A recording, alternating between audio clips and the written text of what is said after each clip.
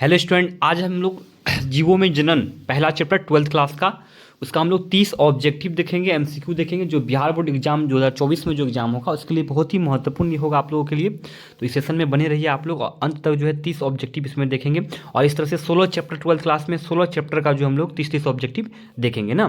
तो 16 chapter 30 objective 30 गुना 16 करिए कितना हो गया 480, यानी मोटा मोटी हम लोग 500 ऑब्जेक्टिव जो देखने वाले हैं और बहुत ही महत्वपूर्ण सेशन ये होगा। तो आइए फटाफट से ऑब्जेक्टिव हम लोग देखना स्टार्ट करते हैं। पहला क्वेश्चन है, ऑरेंज रन में कितने जीव भाग लेते हैं? फटाफट से देखेंगे, स्पीड में देखें ताकि आपका टाइम भी बच जाए। तो आंसर क्या हो जाएगा इनका? एक हो जाएगा। आंसर क्या हो जाएगा? एक हो जाएगा। दूसरा है, पौधों में लैंगिक जनन, लैंगिक जनन इनमें से किस विधि द्वारा होता है? तो किस विधि के द्वारा होता है? इनका हो जाएगा सभी। इनका क्या हो जाएगा आंसर? इनका आंसर हो जाएगा सभी हो जाएगा। ठीक है, सभी मतलब क्या? विभाजन, विखंडन, मुकुलन और यानी सभी हो जाएगा। कायिक जनन निम्न में से किस प्रकार होता है? तो कायिक जनन किनके द्वारा होगा? जड़ के द्वारा भी होता है, पत्ती के द्वारा भी होता है और स्तंभ के द्वारा, तना के द्वारा भी होता है। तो तीनों द्वारा इनका हो जाएगा। आंसर क्या हो जाएगा? डी हो जाएगा। मादा पुष्प का निम्न में से कौन सा भाग होता है? तो मादा पुष्प का कौन सा भाग है? पुमंग है, पुंकेसर है, जयांग है, कौन सा भाग है? तो मादा क्या लिखा? मादा पुष्प का निम्न में से कौन सा भाग? तो जयांग, परागकण नहीं होगा, पुंकेसर, पुमंग, इनमें से कौन सा भाग है? मादा पुष्प का भाग तो जयांग होगा केवल ना। पुमंग, पुंकेसर और परागकण ये सब किसका भाग है? नर का भाग है ना। तो आंसर क्या हो जाएगा इनका? तो आंसर इनका हो जाएगा जायांग। यहाँ क्या लिखेंगे? जायांग इनका आंसर हो जाएगा। ठीक है, आगे देखते हैं, अगला प्रश्न देखते हैं, पांचवा देखेंगे। नर पुष्प का निम्न में से कौन सा भाग होता है ना? नर पुष्प का निम्न में से कौन सा भाग होता है?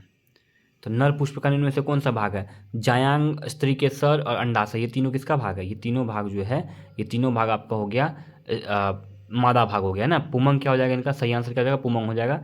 इंड्रोसियम जिसको हम लोग बोलते हैं, तो ये हो जाएगा इसका नर भाग। कायिक जनन की कृत्रिम विधि कौन सी है? कायिक जनन की कृत्रिम विधि कौन सी है?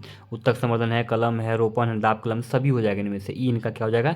सही आंसर हो जाएगा। आगे देखते हैं फटाफट से हम लोग। आलू में कायिक संचरण किसके द्वारा होता है? तो किसके द्वारा होता है? स्तंभ के द्वारा होता है। बी नंबर सही हो जाएगा। परागथैले किन में पाए जाते हैं? परागथैले परागकोश में पाए जाते हैं। एक ही फल के भीतर परागकोशों से परागकण का वर्तिकाग्र में पहुंचना क्या कहलाता है? क्या कहलाएगा? एक ही फल के भीतर करा स्वपरागण कहलाएगा। 9 नंबर का क्या हो जाएगा? ए हो जाएगा ना, स्वपरागण कहलाएगा। अगला प्रश्न देखिए, अगला प्रश्न क्या आता है? मानव मादा में अंडे का निषेचन कहाँ होता है? तो मानव मादा में अंडे का निषेचन कहाँ पे हो जाएगा? सी फिलोपियन नलिका में। कहाँ हो जाएगा? फिलोपियन नलिका। अंडाशय से अंडा निकलने की प्रक्रिया को क्या कहते हैं? क्या कहेंगे? अंडोत्सर्ग बोलेंगे। क्या बोलेंगे? अंडोत्सर्ग बोलेंगे। मानव नर में शुक्राणु भंडारण किस जनन अंग में होता है? तो वृषण में होता है। किस में हो जाएगा? वृषण में हो जाएगा। नहीं, अधिवृषण में। शुक्राणु जमा कहाँ होता है? अधिवृषण में, सॉरी। इनका आंसर क्या हो जाएगा? अधिवृषण इनका आंसर हो जाएगा ना। यहाँ एपिडाइडिमिस लिखा हुआ है, ये आपका सही आंसर हो जाएगा। ठीक है, यहाँ वृषण दिया हुआ है। अधिवृषण में क्या होता है? शुक्राणु का जमा होता है। ठीक है, वृषण में शुक्राणु बनता है ना। वृषण में क्या होता है? शुक्राणु बनता है। ठीक है, आगे देखिए, वह प्रक्रिया जिसके द्वारा नर युग्मक एवं मादा युग्मक बनते हैं क्या कहलाती है? तो वह युग्मक जनन कहलाता है ना। शुक्राणु बनने की प्रक्रिया शुक्राणु जनन और अंडाणु बनने की प्रक्रिया अंडजनन कहलाता है ना। अगला प्रश्न देखिए क्या लिखा है? युग्मक जनन से आकार जनन तथा अंग जनन बनने तक की सभी अवस्थाओं को सम्मिलित रूप से क्या कहते हैं? तो भ्रूण जनन बोलते हैं। क्या बोलते हैं? भ्रूण जनन बोलते हैं। इनका ये आंसर हो जाएगा ना। नेक्स्ट प्रश्न देखते हैं। युग्मनज में बार बार समसूत्री विभाजन क्रिया होने के परिणाम स्वरूप उसका बहुकोषी के रूप में परिवर्तित होना क्या कहलाएगा? विदलन कहलाएगा, क्लीवेज कहलाएगा। ठीक है, नेक्स्ट प्रश्न देखते हैं। शुक्राणु तथा अंड कोशिका का उनके केंद्रों सहित, शुक्राणु तथा अंड कोशिका का उनके केंद्रों सहित समेकन होकर युग्मनज बनने की प्रक्रिया क्या कहलाती है? तो निषेचन कहलाती है, फर्टिलाइजेशन कहलाती है। 3 परत वाली संरचना जिसके अंदर एक नई गुहा अधंत्र बन गई होती है, इस अवस्था को क्या कहते हैं? गेस्ट्रूला कहते हैं। क्या कहते हैं? बी इसका सही आंसर हो जाएगा, गेस्ट्रूला कहते हैं इनको ना। आगे क्या हो जाएगा? अंडे से लेकर वयस्क बनने तक की संपूर्ण प्रक्रिया को क्या कहते हैं? तो अंडे से लेकर वयस्क बनने तक की संपूर्ण प्रक्रिया को क्या बोलेंगे? परिवर्धन बोलेंगे, डेवलपमेंट बोलेंगे, परिवर्धन इनका सही आंसर हो जाएगा। आकार में होने वाले बाहरी परिवर्तन को क्या कहते हैं? आकार जनन कहते हैं। क्या कहते हैं? आकार जनन। Option A is the right answer हो जाएगा। ठीक है, बुरुला की कोशिकाएं इस प्रकार व्यवस्थित हो जाती है कि कोशिकाओं की एक परत ब्लास्टोसोल को घेरे रहती है। इस अवस्था को क्या कहते हैं? ब्लास्टुला कहेंगे। क्या कहेंगे? Option is right answer. वह जीव या पौधा जिसके शरीर में नर तथा मादा दोनों प्रकार के जनन पाए जाते हैं क्या कहलाते हैं? उभयलिंगी कहलाते हैं। और जिसमें दोनों प्रकार के जनन अंग जो है वो अलग अलग होते हैं उसको क्या बोलेंगे? एकलिंगी बोलेंगे। क्या बोलेंगे? एकलिंगी बोलेंगे। वह प्रक्रिया जिसके अंतर्गत जीव समजात, वह प्रक्रिया जिसके अंदर जीव समजात शिशुओं को जन्म देकर अपनी प्रजाति को निरंतर बनाए रखते हैं क्या कहलाती है?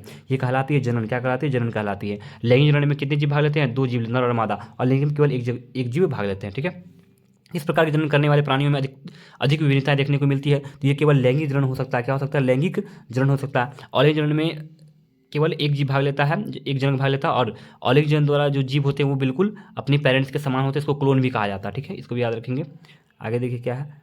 ऑरेंज जनन में जीवधारी की उत्पत्ति कितने जनक के मिलने से होती है? तो ऑरेंज जनन में जीवधारी की उत्पत्ति जो है केवल एक जनक के मिलने से होती है, लेकिन लैंगिक जनन में 2 जनक के मिलने से होती है। माता द्वारा दिए गए युग्मक और पिता द्वारा दिए गए युग्मक के संलयन से क्या बनेगा? युग्मनज बनेगा, जायगोट बनेगा। और इस क्रिया को क्या बोलेंगे? निषेचन बोलेंगे। क्या बोलेंगे इस क्रिया को? जंतु जो शिशुओं को जन्म देते हैं क्या कहलाते हैं? जरायुज कहलाते हैं। क्या कहलाते हैं? जरायुज कहलाते हैं। युग्मनज में क्रोमोसोम का सेट होता है 2n हो जाएगा। क्या हो जाएगा आंसर इनका? 2n हो जाएगा। आगे देखते हैं, जब संतति प्राणी का विकास युग्मनज से होता है तो इसे क्या कहते हैं? इसे भ्रूणोद्भव कहेंगे। क्या कहेंगे? एम्ब्रायोजेनेसिस कहेंगे। अगर अंडाणु बनने की विधि को क्या कहते हैं? अंडाणु बनने की विधि को अंडजनन कहते हैं, और शुक्राणु बनने की विधि को शुक्रजनन कहते हैं ना। आगे देखते हैं, शुक्राणु बनने की विधि क्या कहलाती है? तो वही सेम चीज क्वेश्चन है, क्या बोलेंगे? शुक्राणु जनन बोलेंगे। ठीक है, तो ये 30 ऑब्जेक्टिव था। इस तरह सेशन में आप लोग पूरा अंत तक बने रहिए, और नेक्स्ट वीडियो भी आपको प्रत्येक चैप्टर वाइज जो है 30 ऑब्जेक्टिव आपको देखने को मिलेगा। आप लोग रिविजन करके तभी एग्जाम में भाग लीजिएगा। धन्यवाद।